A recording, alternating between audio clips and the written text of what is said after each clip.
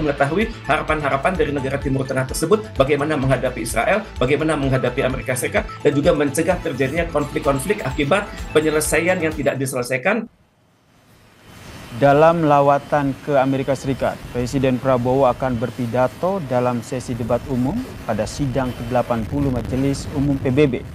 Prabowo juga dijadwalkan melakukan pertemuan bilateral dengan sejumlah pemimpin dunia. Kehadiran Prabowo ini, saudara, menegaskan komitmen Indonesia untuk terus berkontribusi aktif dalam upaya menjaga perdamaian, memperkuat kerjasama global, serta memperjuangkan kepentingan nasional di tingkat dunia.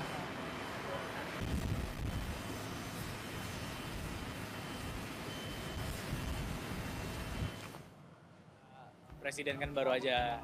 Setibanya di depan hotel, Presiden Prabowo Subianto disambut sorak-sorai diaspora yang menyanyikan yel-yel penyambutan.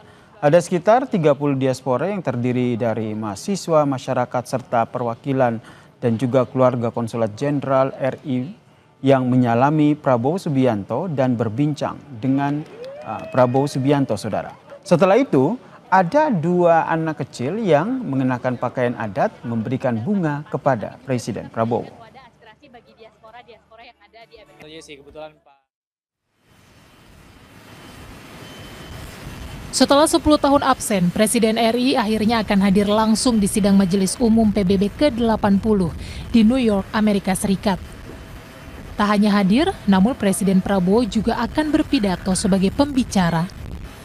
Menteri Luar Negeri Sugiono mengatakan, dalam sidang Majelis Umum itu, Prabowo akan diberikan kesempatan sebagai pembicara ketiga setelah Presiden Brazil dan Presiden Amerika Serikat Donald Trump.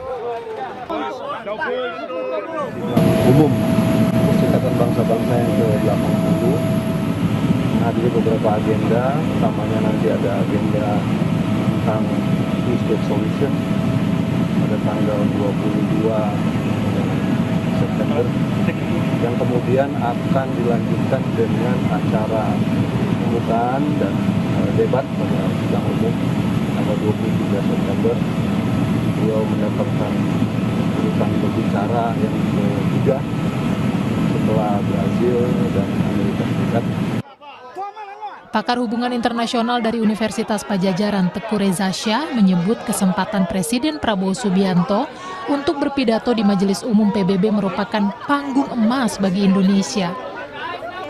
Teguh berharap salah satu isu yang diangkat Prabowo dalam pidato nanti adalah soal konflik kemanusiaan di Gaza, Palestina.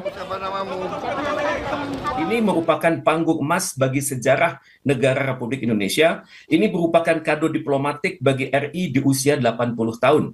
Kemudian ini akan berbicara banyak sekali Pak Prabowo ini. Beliau berbicara dalam kapasitas sebagai Presiden Republik Indonesia, beliau berbicara sebagai pendiri ASEAN, berbicara sebagai pendiri gerakan non-blok, sudah mengetahui harapan-harapan dari negara Timur Tengah tersebut, bagaimana menghadapi Israel, bagaimana menghadapi Amerika Serikat, dan juga mencegah terjadinya konflik-konflik akibat penyelesaian yang tidak diselesaikan, tapi juga akibat keras kepalanya Israel yang mencoba melakukan serangan preemptive strike terhadap pihak-pihak yang diduga bersimpati kepada negara Palestina.